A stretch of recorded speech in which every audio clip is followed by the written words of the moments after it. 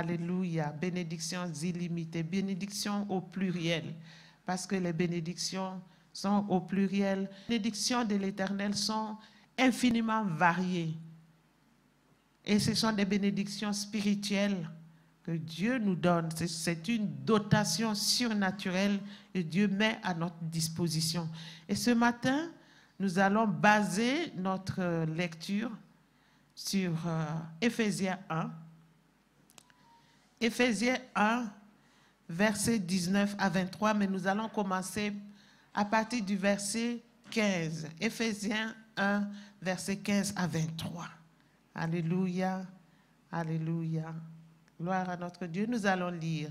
Nous allons nous tenir debout pour honorer la parole de Dieu. On va commencer à partir du verset 15. C'est pourquoi, moi aussi, ayant entendu parler de votre foi au Seigneur Jésus et de votre charité pour tous les saints, je ne cesse de rendre grâce pour vous, faisant mention de vous dans mes prières, afin que Dieu, le Dieu de notre Seigneur Jésus, le Père de gloire, vous donne un esprit de sagesse et de révélation dans sa connaissance, et qu'il illumine les yeux de votre cœur pour que vous sachiez quelle est l'espérance qui s'attache à son appel, quelle est la richesse de la gloire de son héritage qu'il réserve aux saints, et quelle est envers nous qui croyons l'infinie grandeur de sa puissance, se manifestant avec efficacité par la vertu de sa force. Il l'a déployé en Jésus, en le ressuscitant des morts et en le faisant asseoir à sa droite dans les lieux célestes, au-dessus de toute domination, de toute autorité, de toute puissance, de toute dignité et de tout nom.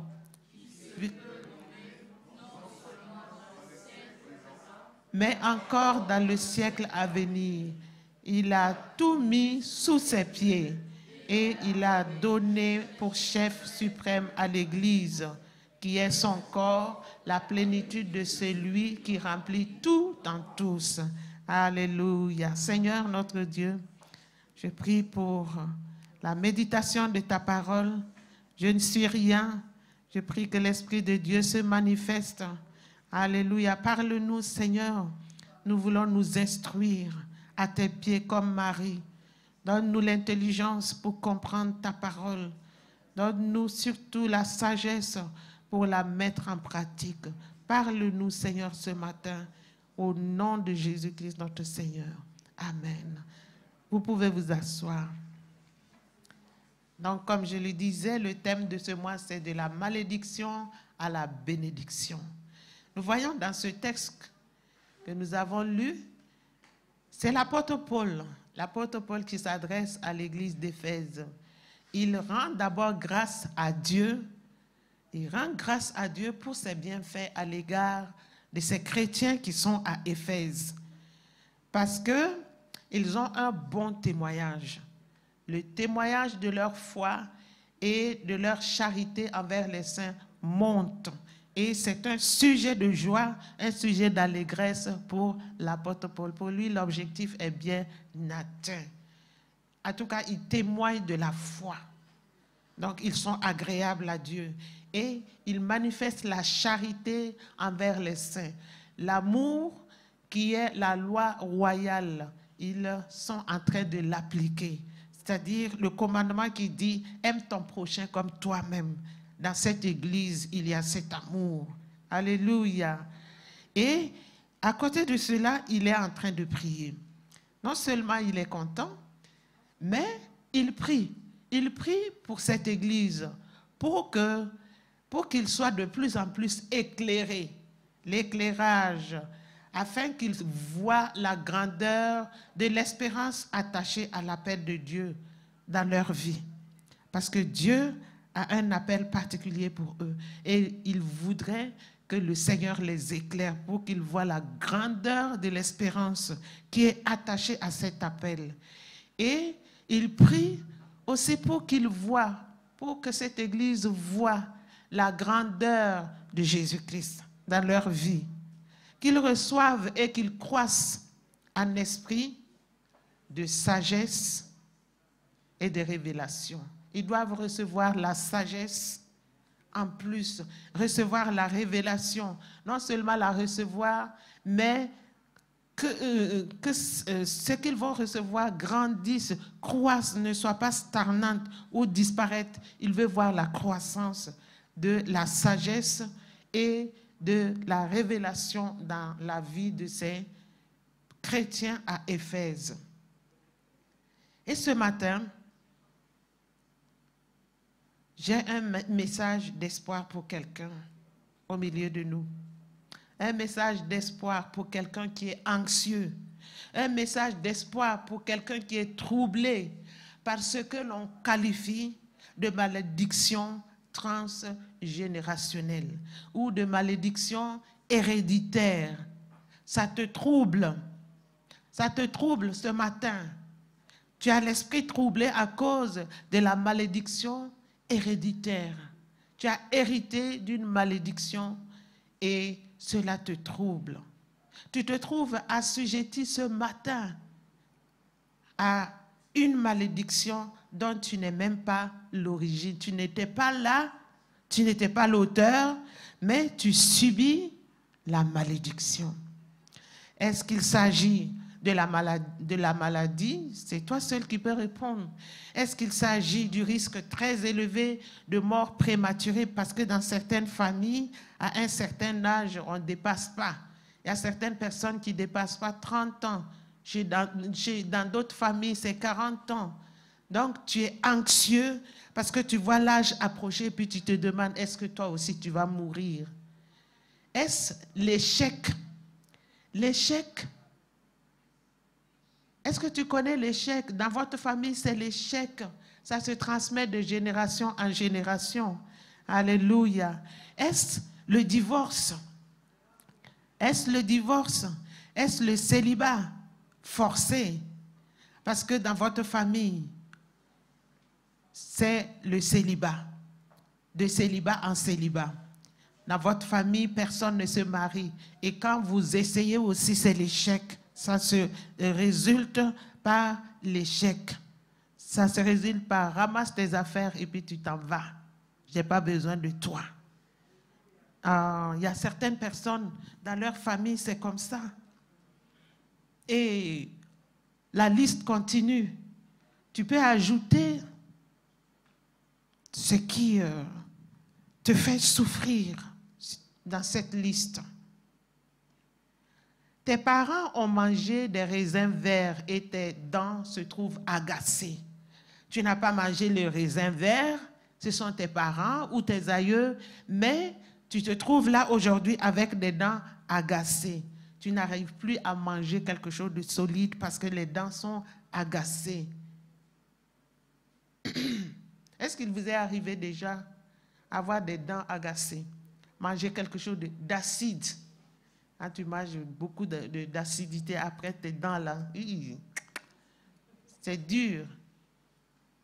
J'ai déjà fait l'expérience, je crois que c'est en 78, en 78, on avait une veillée au niveau du groupe estudiantin, le GBU là, on avait une veillée.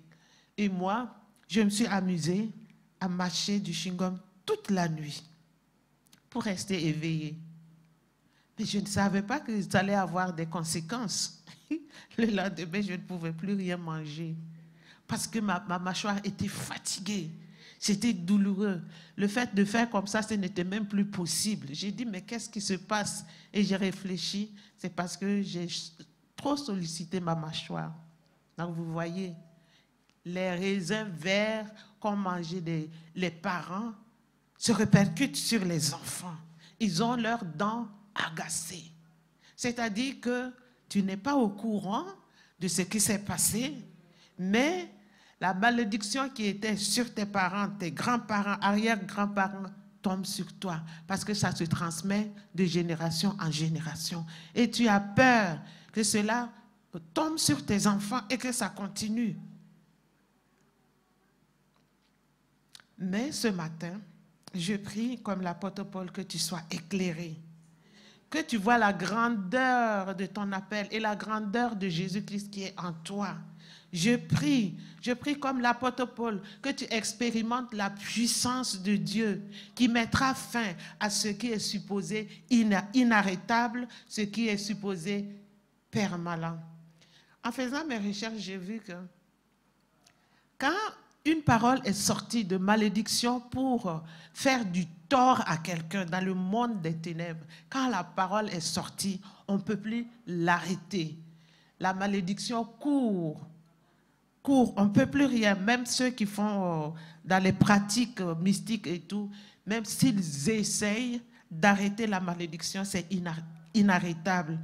Et l'on peut comprendre que voilà, les malédictions peuvent se transmettre de génération en génération parce que quand il s'agit d'un problème au niveau des gènes, ça se transmet de père en fils, de mère en fils ou bien de mère en fille, de génération en génération. On peut le comprendre facilement. Quand la malédiction arrive, pour l'enlever, ce n'est pas possible. Ce n'est pas possible. Mais nous avons un Dieu. Nous avons un Dieu. Et je prie ce matin que tu expérimentes la puissance de Dieu qui mettra fin à ce cours-là, à ce processus qui est dans votre famille depuis des générations et des générations. Tu as une grande destinée en Jésus. Tu dois expérimenter la puissance de Dieu dans ta vie.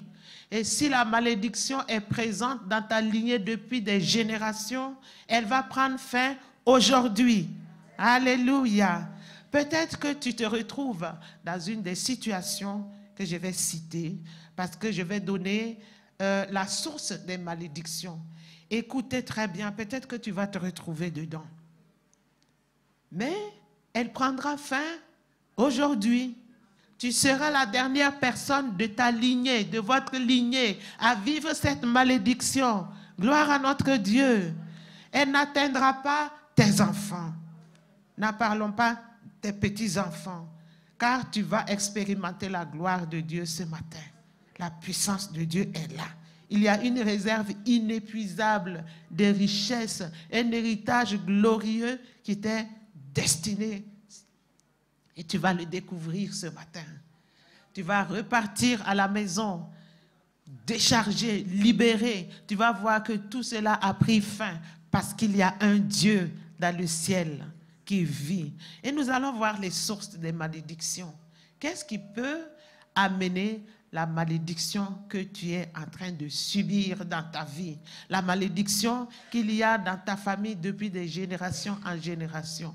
Premièrement, tu as peut-être hérité des souffrances liées à un serment prononcé par un de tes ascendants. Un de tes ascendants a fait un serment. La personne a juré. Dire que si telle ou telle chose se manifeste, si quelqu'un fait telle ou telle chose, que cette personne-là soit maudite. Et la chose est arrivée à tes grands-parents, je ne sais pas, grands-parents, arrière, ou bien à ton père. Et maintenant, tu es en train de le subir. Il y a un exemple que l'on peut trouver. Il y a même des exemples dans la Bible que l'on peut trouver pour nous aider à comprendre. Parce que tu peux, par ignorance, être pris dans les mailles d'un filet que tu n'as pas tendu. Comme Jonathan. Jonathan avait livré bataille pour le peuple d'Israël. Le peuple d'Israël avait peur. L'armée d'Israël face à l'armée philistine avait pris peur. Les gens avaient fui. D'aucuns étaient dans des grottes, dans des trous, d'autres sous des buissons, d'autres avaient traversé le Jourdain. Ils avaient fui la présence parce qu'ils se trouvaient incapables, ils avaient eu peur, ils n'avaient pas de foi. Mais Jonathan s'est levé avec son porteur d'armes. Ils sont allés dans le camp. Ils ont demandé un signe. Et le Seigneur a donné le signe. Donc Jonathan et son porteur d'armes sont allés. Ils ont commencé à battre les Philistins. Et quand Saül Et l'armée, toute l'armée a entendu le bruit, ils se sont demandé qu'est-ce qui se passe. Ils ont fait le checking, ils ont vu que Jonathan n'est pas là. Donc le papa a compris qu'il est en champ de bataille. Ils sont allés, ils ont trouvé que Jonathan était en train de gagner la bataille, en train de gagner la guerre. Et ils sont venus en renfort et les Philistins ont commencé à fuir. Et Saül a fait un serment devant tout le peuple. Il a dit, on va les poursuivre, on va les détruire aujourd'hui. Je jure, si quelqu'un parmi vous mange aujourd'hui, que la personne soit maudite. La malédiction sera sur cette personne. Mais Jonathan n'était pas là parce que lui, il était en train de combattre pendant que le papa a fait un serment. Et ils ont pourchassé les ennemis, ils ont détruit pas mal d'ennemis. Et à un moment donné, tout le monde était fatigué. C'était le soir, ils ont travaillé toute la journée, ils étaient très très fatigués, ils étaient languissants. Et Jonathan voit du miel. Il prend le miel, il mange. Et voilà. Il n'était même pas au courant, mais la malédiction est tombée sur lui. Il a été sauvé in extremis par le peuple parce que le papa voulait le tuer. Parce qu'ils ont vu qu'ils étaient en train de perdre, les ennemis étaient en train de partir et son papa a questionné Dieu pour savoir qu'est-ce qui se passe, pas de réponse. Et le peuple lui dit, c'est ton fils Jonathan. Non. Il a fait des recherches et par famille, et sa famille a été retenue. Et là, on a trouvé que c'était Jonathan. Et c'est maintenant que les langues se délient. Les langues disent que c'est Jonathan, il a mangé du miel. Et le papa dit, aujourd'hui tu vas mourir parce que tu as transgressé la voie de l'Éternel. La loi de l'Éternel. Tu as transgressé le serment que nous avions fait. Il n'était pas là, mais il allait mourir gratuitement. Mais le peuple a dit non, non, non, non, non. L'Éternel a opéré une grande délivrance au travers de Jonathan. C'est à cause de lui que nous avons eu cette délivrance-là. Donc, il ne mourra pas. Et à cause de l'intervention du peuple, Jonathan n'est pas mort. Vous voyez, il allait mourir comme ça à cause d'un serment. C'est ce qui est arrivé peut-être chez toi, hein? Et tu n'es pas au courant. Mais la chose t'arrive parce qu'il y a eu un serment qui a été fait quelque part et tu as transgressé ce serment et ça tombe sur toi. Nous allons voir un deuxième exemple, l'exemple de Josué à la conquête de Jéricho. Quand ils ont eu la victoire sur Jéricho, les murailles sont tombées, ils ont exterminé la population de Jéricho.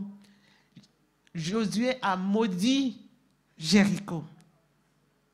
Josué 6, verset 26. Il a dit, maudit soit devant l'Éternel. Donc il a juré devant l'Éternel. Maudit soit devant l'Éternel l'homme qui se lèvera pour rebâtir cette ville de Jéricho. Il en jettera les fondements au prix de son premier fils et il en jettera les fondements et il en posera les portes au prix de son plus jeune fils. Voilà, la ville de Jéricho a été maudite. Donc les rescapés sont maudits aussi. Et quand vous allez à Jéricho, en tout cas à l'époque d'Élisée, on a dit que la terre était inculte. On ne pouvait pas produire parce que les eaux étaient mauvaises, parce que cette ville a été maudite par serment, par Josué. Et voilà qu'il se lève quelqu'un qui va aller rebâtir. Il va rebâtir les murs de Jéricho et toutes les malédictions prononcées vont tomber sur cette personne. Parce que la personne n'y est pour rien. Mais à cause de la transgression, cette personne va perdre effectivement son fils premier-né et son dernier fils. Vous voyez? quand on hérite la malédiction à cause du serment, il n'y a rien à faire. Ce qui a été scellé a été scellé. Donc la malédiction prend son cours et continue son cours. Tu peux aussi subir actuellement des souffrances à cause des péchés de tes parents, même de tes ascendants, c'est-à-dire leurs parents, et puis etc. Ça remonte à je ne sais pas combien de générations. Quelqu'un a péché et tu es en train de subir le péché. Donc, il peut s'agir de l'inceste. Le fruit qui est sorti de l'inceste est même maudit. La Bible maudit. N'en parlons pas de ceux qui ont commis l'inceste. La Bible condamne cela. Et ça peut retomber sur toi parce que tu viens de cette lignée-là. Ou quelqu'un qui a transgressé le serment, comme j'ai dit tout de suite, là, dans 1 Roi 16, verset 34, on voit que du temps d'Hiel de Bethel, on voit que Éliel de Bethel bâtit Jéricho. Dans 1 Roi 16, 34, il s'est levé pour bâtir Jéricho. Est-ce qu'il le savait? Il ne le savait pas, mais en tout cas, il s'est levé. Il en jeta les fondements au prix d'Abiram, son premier-né, et il en posa les portes au prix de Ségub, son plus jeune fils, selon la parole que l'Éternel avait dite par Josué, fils de Nun. Donc, le serment a été fait devant l'Éternel. Et ce serment prenait cours jusque dans l'éternité. Mais voilà ce monsieur Hiel qui s'est levé et qui a rebâti Jéricho. Et les enfants ont connu la mort. La malédiction est tombée sur leurs enfants. Ils n'ont rien fait. Ils n'ont rien fait. Ça peut justifier aussi les pertes humaines dans votre famille. À un certain âge, la personne meurt. Quand on regarde dans l'arbre généalogique, on se rend compte qu'il y a eu beaucoup de pertes à un certain âge. Dans cette famille, on ne dépasse pas un certain âge. J'invente peut-être 35 ans. On ne dépasse pas 35 ans. C'est parce que quelqu'un a enfreint à un serment, à une loi quelque part. Et ça se répercute de génération en génération. Peut-être que tu te retrouves là. Troisièmement, tu as pu hériter des souffrances liées à leur auto-malédiction. Parce qu'il y a des gens qui attirent la malédiction sur eux-mêmes. Regardez un peu, quand le peuple était soulevé pour clouer Jésus-Christ à la croix, ils ont apporté Jésus devant les autorités païennes pour être cloué à la croix. Et à un moment donné, Pilate voulait le relâcher le Seigneur Jésus. Mais qu'est-ce que le peuple a dit? Le peuple juif qui a livré le Seigneur pour être condamné. Ils se sont levés dans Matthieu 27, verset 25. Ils ont dit, tout le peuple a répondu, que son sang retombe sur nous et sur nos enfants, pourvu que tu le crucifies seulement. Parce que Pilate avait dit, il est juste, je ne trouve rien d'injuste en lui. Je vais le relâcher, mais le peuple a insisté pour que le Seigneur soit cloué à la croix. Et ils ont dit, même si nous allons être maudits, ce n'est pas grave, pourvu que l'objectif soit atteint, que la malédiction tombe sur nous et sur nos enfants, ce n'est pas grave. Et si vous regardez bien, la malédiction est sur le peuple juif, ça va de génération en génération, parce que c'est sorti de leur bouche. Mais les gens de notre génération-là, est-ce qu'ils étaient là? Ils n'étaient pas là. À l'époque de Jésus, ils ont dit que la malédiction tombe sur nous, que son sang tombe sur nous et sur nos enfants. Nous sommes responsables. Ça veut dire qu'ils sont responsables de la mort de Jésus. Ce n'est pas grave. Tout ce qui va suivre là, ce n'est pas un problème. Même si ça va nous suivre nos enfants de génération en génération, ce n'est pas grave. Et peut-être que dans ta famille, quelqu'un a pensé comme ça. Parce que, je ne sais pas, devant une situation, il fallait que l'objectif soit atteint. Et il dit, ce n'est pas grave, pourvu que la chose arrive. Moi, je porte les conséquences, ainsi que mes enfants et mes petits-enfants. Et toi, tu te retrouves là-dedans. Alléluia. C'est comme la maman de Jacob. La maman de Jacob aussi a dit comme ça dans Genèse 27, verset 13, que la malédiction qui pourrait te frapper retombe sur moi. Écoute seulement ma voix et va me les prendre. Il a donné des conseils à son fils pour supplanter Ésaü. Parce qu'elle avait reçu, quand les enfants étaient dans son ventre, elle avait reçu que c'était Jacob qui allait être l'aîné, qui allait recevoir la bénédiction. Mais elle voit que la bénédiction allait échoir dans la vie d'Ésaü. Et elle a donné des mauvais conseils à son fils. Et son fils qui prend peur, qui dit, ah, si mon papa apprend ça, si Isaac l'apprend, ça va être dur pour moi, il va me maudire. Et elle dit, non, non, non, n'aie pas peur, que la malédiction qui pourrait te frapper retombe sur moi.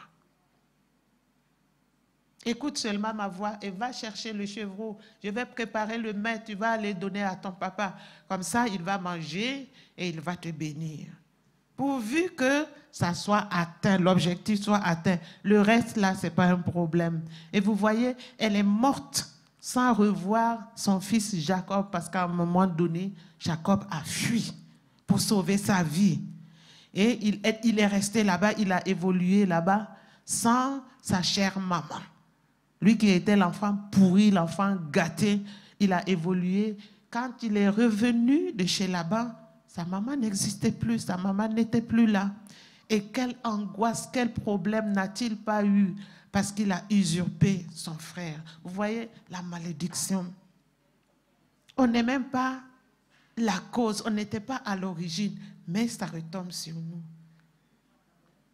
Tu peux aussi porter des souffrances à cause des paroles prononcées contre toi sous l'effet de la colère.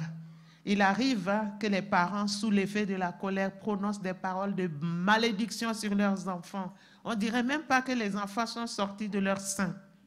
Des paroles bizarres qui sortent de la bouche des pères ou des mères ou de la bouche de la fratrie. Et ces paroles retentissent dans la tête de l'enfant et le suivent tout au long de sa vie. Et ça peut se répercuter dans sa vie. Il peut rater l'école, il peut rater sa vie, il peut rater le mariage, il peut même ne pas craindre Dieu à cause de la parole qui est sortie de la bouche de sa maman ou de son père. Donc faisons attention quand nous parlons. Quand nous tombons sous l'effet de la colère, dominons la colère. Faisons attention à ce qui sort de notre bouche. Et il y a des parents qui sont sous l'effet de la drogue, de l'alcool, donc qui ne jouissent pas de tout leur sens. Mais l'enfant, est-ce qu'il sait? Un enfant de 5 ans qui entend des malédictions, est-ce qu'il peut faire la relation pour savoir que c'est pas parce que papa est saoul, parce que papa est alcoolique, ou bien c'est parce que maman est droguée qu'elle me parle de la sorte? Non, l'enfant ne sait pas. Et tout ce qu'il entend agit. Et ça constitue un blocage. Ça constitue une sorte de malédiction dans la vie. Peut-être que tu te retrouves dans tous les exemples que j'ai cités ce matin. Quelle que soit la cause ou le degré des malédictions qui pèsent sur toi, elles doivent s'arrêter aujourd'hui. Elles doivent s'arrêter aujourd'hui. Alléluia. Elles ne doivent pas se transmettre à tes enfants. Que ce soit au niveau de la maladie, que ce soit au niveau des relations, à quelque niveau où la malédiction peut se trouver, ça va s'arrêter aujourd'hui. Ça va s'arrêter aujourd'hui. Et nous allons entrer maintenant dans le plein développement de notre message. Nous allons voir le thème suivant, la puissance de Dieu qui met un terme à la malédiction transgénérationnelle. La puissance de Dieu qui met un terme à la malédiction transgénérationnelle. Donc, du verset 19 au verset 20, nous allons voir le premier point. Comment la puissance de Dieu peut-elle arrêter la transmission de la malédiction? Dans un premier temps, nous allons voir que c'est parce que la parole de Dieu, j'ai dit la parole, Dieu, il est puissant. La puissance de Dieu est efficace. Il y a de l'efficacité dans la puissance de Dieu. Verset 19 au verset 20 nous parle de l'efficacité de la puissance de Dieu. La puissance de Dieu est efficace parce que sa puissance est infiniment grande. Sa puissance est très, très grande. On ne peut pas la contenir, on ne peut pas la mesurer. Il est le Dieu tout-puissant. Il s'est révélé à Abraham dans Genèse comme le Dieu tout-puissant. Quand Abraham devait quitter sa patrie pour aller dans un pays non connu, et pendant tout son parcours, il s'est révélé à un moment donné à Abraham comme le Dieu tout-puissant. Et d'ailleurs, Abraham, qu'on appelle le père de la foi, n'a pas hésité à offrir son fils Isaac, quand Dieu lui a demandé de lui offrir son fils Isaac, son fils unique, le fils tant attendu, qui est venu après plus de 25 ans d'attente, 25 ans de stérilité de sa femme. Dieu le met en épreuve et lui demande de le sacrifier. Et il n'a pas refusé parce qu'il pensait que Dieu est même puissant pour ressusciter les morts. Et donc, il n'a pas hésité à offrir son fils parce qu'il sait que Dieu peut le ressusciter et puis le lui retourner. Donc, il a compté sur la puissance de Dieu. Vous pouvez voir ce passage-là dans Hébreux 11, verset 19. On l'a cité. On l'a cité parce qu'il a compté sur la puissance de Dieu. La puissance de Dieu est infiniment grande. Même si il sacrifiait son fils Isaac, il était sûr que Dieu pouvait le ramener à la vie parce que Dieu est un Dieu puissant, infiniment puissant. Et sa puissance se manifeste avec efficacité. Même encore aujourd'hui, la puissance de Dieu se manifeste avec efficacité. Regardez un peu. Quand Jésus est mort, il a été enseveli. C'est la puissance de Dieu qui l'a ramené à la vie. Alléluia. Parce que la puissance de Dieu est très efficace, elle est très grande pour ramener la mort à la vie. Il a ressuscité Jésus-Christ le 3e jour. Il est revenu à la vie par la puissance de notre Dieu. Alléluia. La même puissance qui a ressuscité Jésus-Christ dans les morts est encore disponible aujourd'hui. Alléluia. Elle est disponible aujourd'hui. Donc, saisis cette parole pour toi. Saisis cette parole pour toi parce que la malédiction qui t'a frappé, qui a frappé ta famille depuis combien de générations jusqu'à toi, la puissance de Dieu qui a ressuscité Jésus-Christ d'entre les morts va arrêter le processus de transmission. Alléluia. La puissance est capable de couper la transmission de la malédiction intergénérationnelle.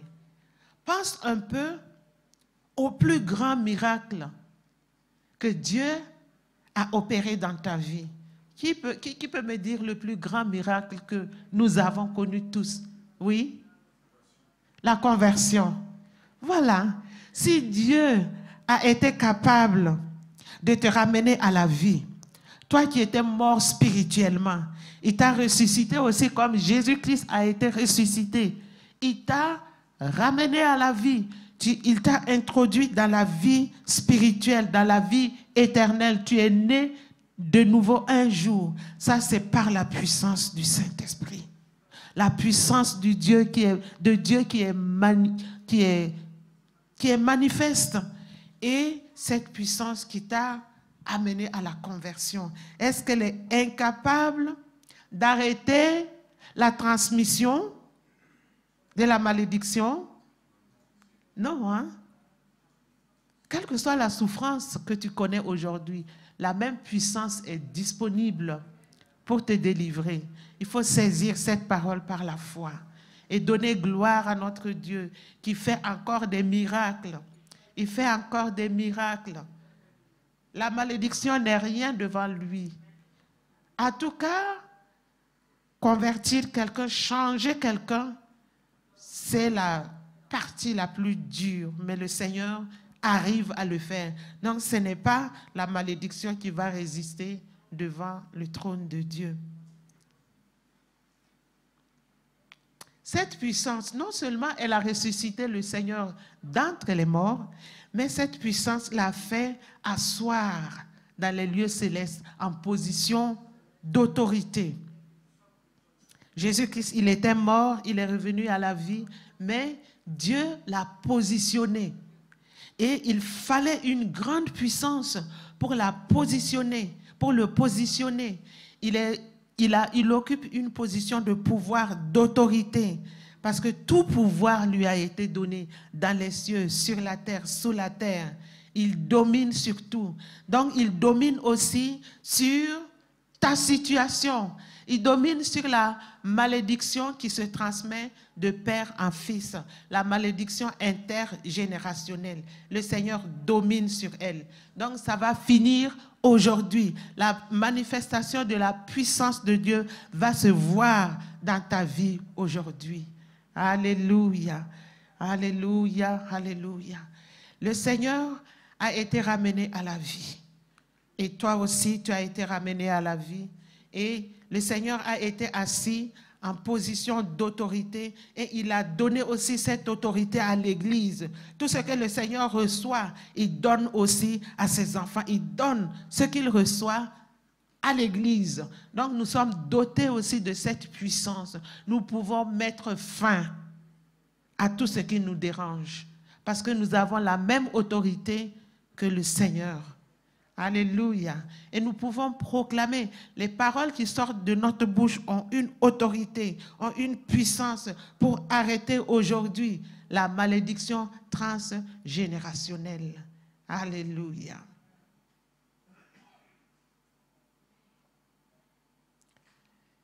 Que le Seigneur nous aide ce matin parce que c'est possible.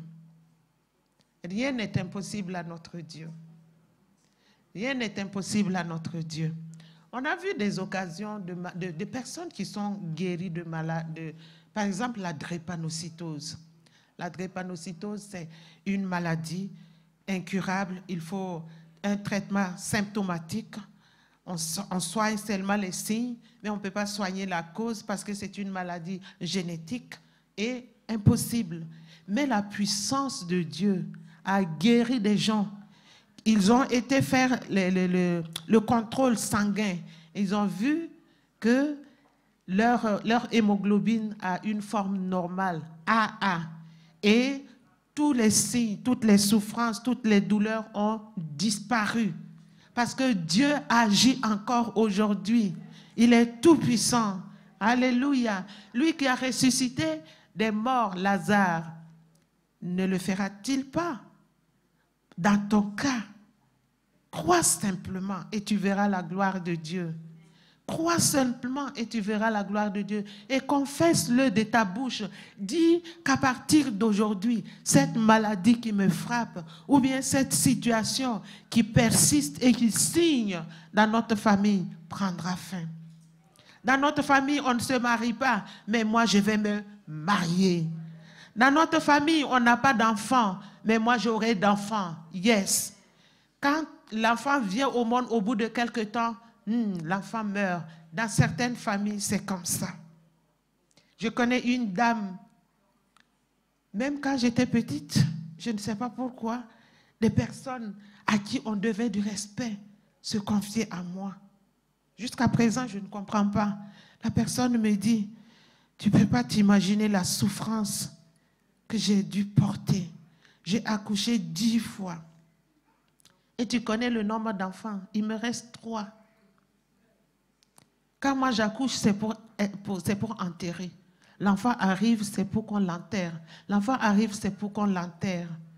Donc, quand ils se sont convertis, Dieu a fait grâce. Et les 3 derniers sont restés en vie. Oui, le Seigneur fait encore des miracles aujourd'hui. Dans ta famille, on accouche pour enterrer. Mais la puissance de Dieu va se manifester. Vous allez accoucher pour élever vos enfants. Vous allez les voir grandir. Vous allez les accompagner à l'autel de la ville pour leur mariage et à l'autel à l'église pour leur bénédiction. Vous allez manger le fruit de leur travail. Quand ils vont travailler à avoir l'argent à la fin du mois, ils vont penser à vous. Ils vont penser à vous. Ils vont s'occuper de vous. Quand vous serez vieux, incapables d'eux, ils vont penser à vous. Alléluia. Il y a un terme à tout. Il y a un terme à tout. Deuxièmement, la puissance de Dieu qui coupe, qui met un terme à la transmission de la malédiction transgénérationnelle ou bien intergénérationnelle. Je ne sais pas très forte en français, mais vous pouvez me corriger. Alors, elle est possible parce que Jésus-Christ est l'autorité suprême. Tantôt, j'ai dit que le Seigneur l'a établi en autorité. Au verset 21, il a la toute-puissance dans le ciel et sur la terre. Il a la toute-puissance dans le ciel. Dans le ciel, les anges, les séraphins, les archanges. Il a la puissance, toute autorité, même les démons, tous ceux qui sont contre Dieu, il a l'autorité sur, c'est-à-dire en haut dans les cieux et en bas sur la terre. Quelle que soit la situation doit fléchir devant le Seigneur Jésus-Christ. Il a été ressuscité de la mort parce que la mort n'a pas pu le retenir. Il est vivant et il agit encore aujourd'hui. Il est monté au ciel en position d'autorité qu'il occupe. Donc, il exerce encore son pouvoir sur toute domination. Quand je disais qu'il fallait de la puissance pour l'asseoir là où il était là, parce qu'il y a des dominations, des autorités, des puissances, des dignités. Et le Seigneur a été établi au-dessus de toutes ces dominations, autorité, puissance et dignité. Et il a reçu le nom le plus glorieux. Il domine sur tout nom qui puisse se nommer dans les cieux, sur la terre, sous la terre, au siècle présent et au siècle à venir. Alléluia. Il est doté d'autorité éternelle. Et puisqu'il a l'autorité, il a aussi le pouvoir. Tout pouvoir lui a été donné dans le ciel et sur la terre. Matthieu 28, verset 18.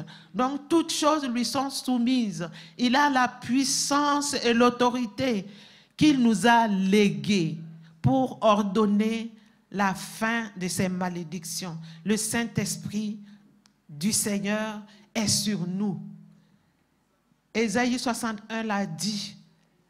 Le Saint-Esprit est sur nous. La puissance du Saint-Esprit est sur nous pour ouvrir les prisons, pour libérer les captifs et les prisonniers, pour apporter la joie là où il manque la joie, pour apporter la paix, pour apporter le secours. La puissance du Saint-Esprit est sur toi, est sur moi. Et nous allons proclamer aujourd'hui la fin de tout ce qui nous accable. Tout le monde est concerné. Tout le monde a une tare quelque part. Les tares ne se ressemblent pas. On a hérité des tares du côté pater et du côté mater, du côté culturel. En tout cas, chaque culture a ses tares et nous avons tout gobé. Et nous marchons sous la malédiction de toutes ces choses. Mais nous allons proclamer aujourd'hui la fin de l'emprise de toutes ces tares-là sur nous. Alléluia. Qu'est-ce que tes grands-parents ont fait et tu ploies sous la malédiction qui découle de leur désobéissance, de tout ce qu'ils ont commis. Peut-être ils ont offert des sacrifices. Ils ont offert des sacrifices à ta naissance. Ils t'ont confié à leurs idoles et tout. Et ça se répercute sur ta vie. Tu n'es même pas au courant de ça. Mais nous allons proclamer la fin de toutes ces choses.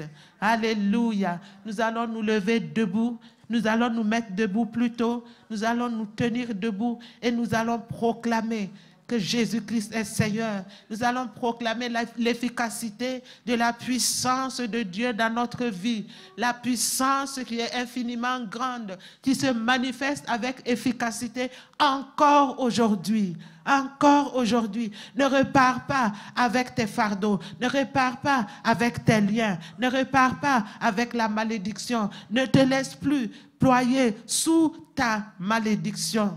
Sous la malédiction. Parce que la puissance de Dieu se manifeste avec efficacité encore aujourd'hui.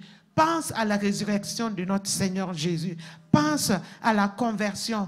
Pense à la vie éternelle que Dieu t'a donnée. C'est par sa puissance. Et cette puissance est encore disponible aujourd'hui pour changer les choses en toi, pour changer ton avenir, pour changer ton devenir, pour changer le devenir de tes enfants, pour mettre un terme à l'histoire de votre famille. Dans votre famille, il était question que dans notre famille, il y a une histoire. Telle histoire, cette histoire va prendre fin aujourd'hui. Alléluia. Si l'on parle de ta famille, une famille où l'on ne se marie pas, aujourd'hui tu proclames dans notre famille, ma famille va changer de nom, ma famille va changer de nom, ma famille va porter le nom des gens qui se marient. Si on dit dans ta famille, c'est l'échec, tout ce que vous entreprenez, c'est l'échec, parce qu'il y a l'esprit de l'échec qui règne dans votre vie.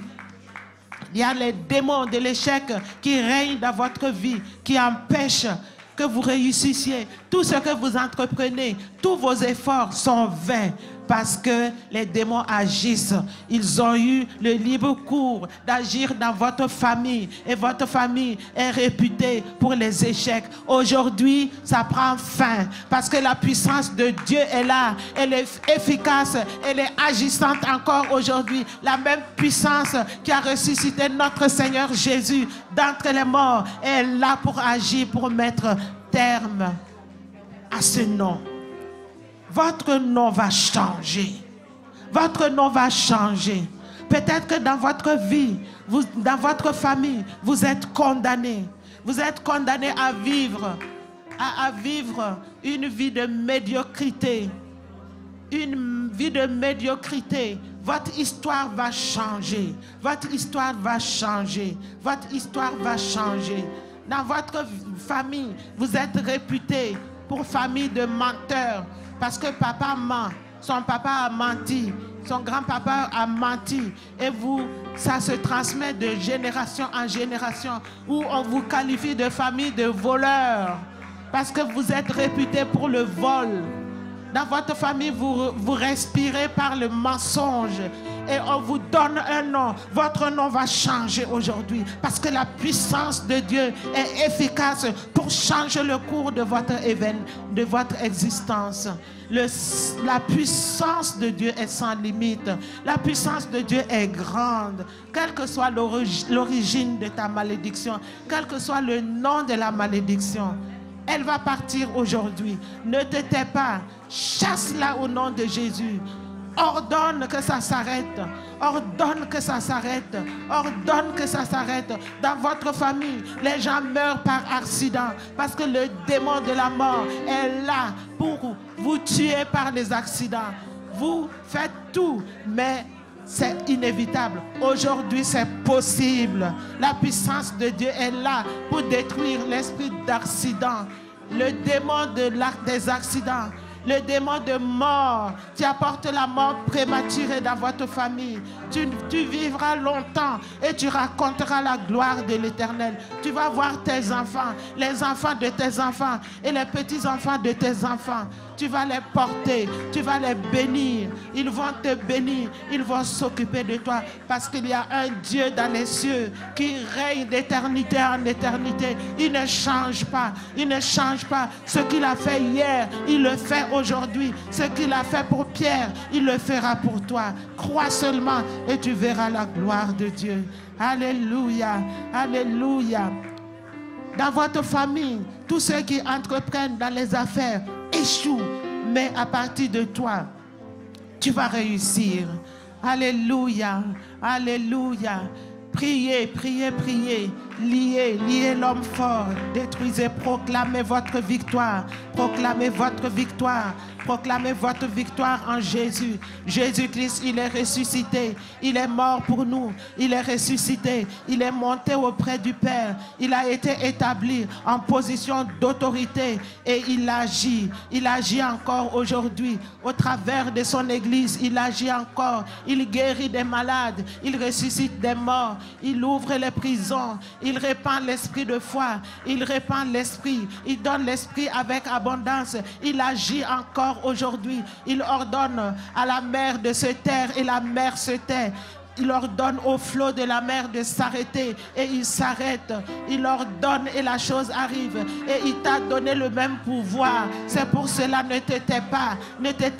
Condamne, condamne, proclame que la malédiction qui pèse sur toi, qui pèse dans ta famille, qui est présente dans ta famille, de génération en génération, proclame la fin aujourd'hui. Parce que tu reçois la même autorité que Jésus-Christ. Tu es assis dans les lieux célestes avec Jésus-Christ à la droite de Dieu le Père. Tu as la même autorité. Tu peux ordonner et la chose va arriver. Alléluia. Tu peux arrêter la mort dans votre famille. Tu peux changer le cours de votre histoire. Tu peux changer l'histoire de ta famille. Tu peux changer l'histoire de ton église. Votre église est réputée mais son histoire va changer parce que tu te lèves, parce que les enfants de Dieu se lèvent pour proclamer la différence, pour proclamer la vie, pour proclamer le changement, proclamer la fin de ce qui caractérise votre église, caractérise votre vie. Alléluia. Jésus-Christ est Seigneur. Jésus est puissant. Alléluia. Nous lui donnons toute la gloire. Nous lui donnons toute la gloire. Jésus est assis sur son trône. Alléluia. Gloire à notre Dieu. Gloire à notre Dieu. Sa puissance est manifeste comme à l'œil nu. Jésus est l'autorité suprême. Il a la toute-puissance dans le ciel, sur la terre. Oui, il n'est pas resté dans le tombeau. Il est vivant, donc ça veut dire qu'il est en activité. Il agit encore aujourd'hui par son Esprit Saint. Il agit au travers de l'Église. Il agit au travers de toi et de moi. Il agit encore aujourd'hui. Parce que tout pouvoir lui a été donné dans le ciel et sur la terre. Il est le chef de l'Église. Alléluia. Il est le chef de l'Église. Donc, il a donné tout à l'Église. Puisqu'il est le chef de l'Église, il opère dans l'Église. Il donne à l'Église de réaliser des grandes choses. Il opère au travers de l'Église. Tout ce qu'il a reçu du Père, il opère au travers de l'Église. Il donne des dotations. Il donne des dotations. Il donne des dotations. Il donne des capacités. Il donne des dons pour l'édification du corps. Il s'occupe de l'Église. Il s'occupe de son affermissement. Il s'occupe de l'Église. Aucun mal n'arrivera à l'Église. Au contraire, l'Église se muscle. L'Église est en train de prendre de l'ampleur. Elle couvre la terre entière. La bonne nouvelle est prêchée parce que Jésus-Christ prend soin. Alléluia. Il est le chef de l'Église. Il est le chef de l'Église. Il est notre patron. Il est notre patron. Alléluia. L'Église est la plénitude du Christ. C'est Christ qui l'a rempli de sa présence. Christ remplit l'Église de sa gloire. Il remplit l'Église de toutes ses grâces. Il remplit l'Église de sa vie. Il remplit l'Église de lui-même. C'est en elle qu'il manifeste sa gloire. La gloire de Jésus-Christ se manifeste en l'Église. Donc aujourd'hui, la gloire de Jésus-Christ est manifestée par la fin de la transmission des malédictions. Que Dieu soit glorifié au nom de Jésus. Alléluia. Alléluia. Seigneur, nous te disons merci pour la proclamation de ta parole. Merci parce que tu as parlé et tu vas agir. Nous avons saisi, nous avons proclamé et nous croyons que la malédiction nous a entendus. La maladie nous a entendus. Toutes les tares nous ont entendus et ils ont fui. Plus de place pour eux dans notre famille, dans notre vie, dans notre maison. Plus de place pour toutes ces choses dans l'église de Jésus-Christ. Parce que ta gloire s'est manifestée aujourd'hui. Nous te bénissons de tout notre cœur. Gloire à toi et louange à toi. Nous allons continuer avec notre programme. Et je voudrais qu'on prie, comme on est debout,